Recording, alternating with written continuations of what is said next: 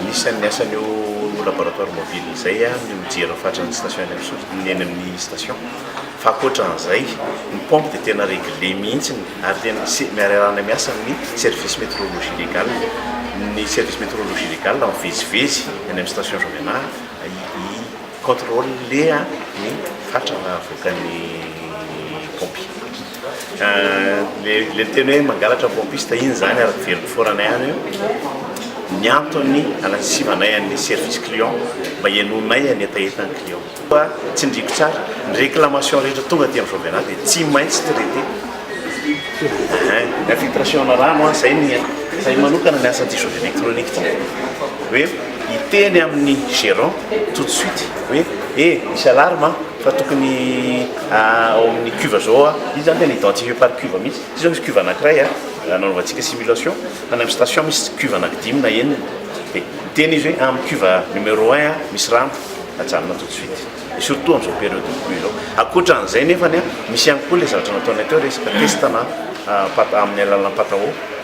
iny zany amaraina isamaraina alohan'ny sokavan'ny station tsy maintsy manao azay testana présence d'eau station ny taraina ny atreto aloha zany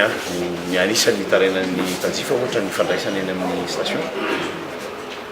ny ohatra hoe ny zavatra nisy matetetika zany dia hoe eo amin'le resaka qualité mihitsy hoe laza le olona zany fa misy problème avy amin'le dia le fataonay sady alainay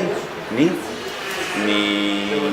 réservoir maka échantillon anatin'ny réservoir an'le automobile dia alainay ny ao amin'le station dia ampifizina le ka samy alefa analysena daholo matetika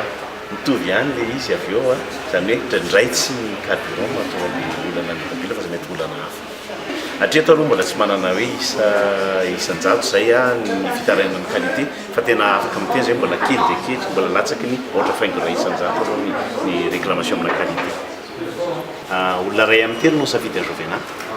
tsy tongatonga ho azy na tonga avanay amin'izay toeran'izay dia tsy maintsy mafisina ifanaramaso ny qualité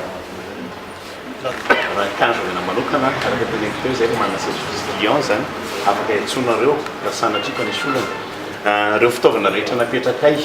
hiassurena zay qualité zay no afahanay mamena zay antoko zay ary aveloko ihany le hoe olona ray amin'ny telo no safidy amin'ny Jovena mety tsy tongatonga ho azy angamba zay zavatra zay